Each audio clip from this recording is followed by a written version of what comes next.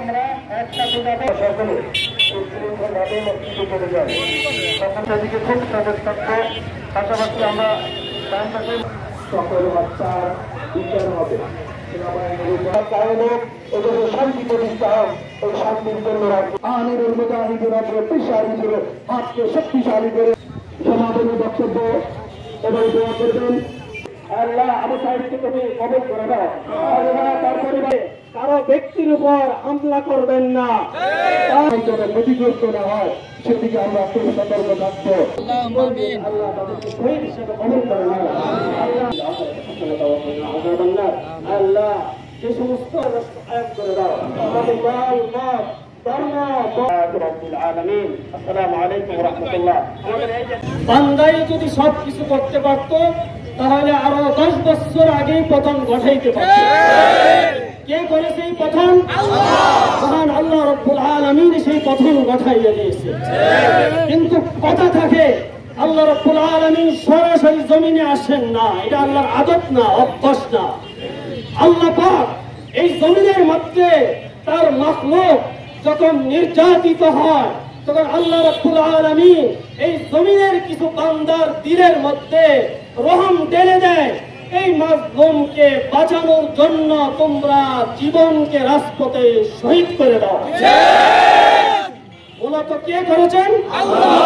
মুকাল্লিবাল কুলুব, সমস্ত হৃদয়ের মালিককে আল্লাহ। আমরা ছাত্রদেরকে দেখতেছি, ছাত্ররা জীবন বাজি রেখে শত শত নারী পুরুষ জীবন দিয়েছে। কার কথাই দিয়েছে? কার ইঙ্গিতে দিয়েছে? আল্লাহ রাব্বুল আলামিনের ইঙ্গিতে দিয়েছে। এজন্য সর্বপ্রথম আমি যারা এই দেশে ছাত্র আন্দোলনে যারা শাহাদত বরণ করেছে তাদের শহীদদের আত্মার মাগফিরাত কামনা করি। সাথে সাথে আইন শৃঙ্খলা রক্ষা বাহিনীর যারা নিরপরাধ পুলিশ, আর্মি, বিডিআর যারা নিহত হয়েছে, যারা আহত হয়েছে, তাদের নিহতদের মাগফিরাত কামনা করি।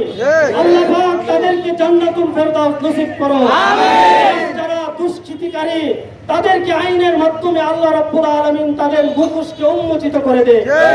সেই কামনা করে আজকের এই দোয়ার মিছিল, আজকের এই বিজয় মিছিল আমরা আয়োজন করেছি। সাথে সাথে আরো বলতে চাই, এই কথা মনে রাখেন যে আজকে যে বিজয় আসছে একা কারো বিজয় নয়, এই বিজয় সূচনা করেছে ছাত্র সমাজ। এই বিজয়ের সমাপ্তি ঘোষণা করা যে বাংলাদেশের সেনাবাহিনী।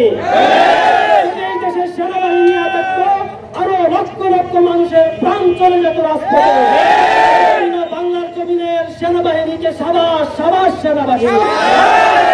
এই জন্য আমরা আমাদের বাংলাদেশের শেষ ভরসাই হইল বাংলাদেশের সেনাবাহিনী।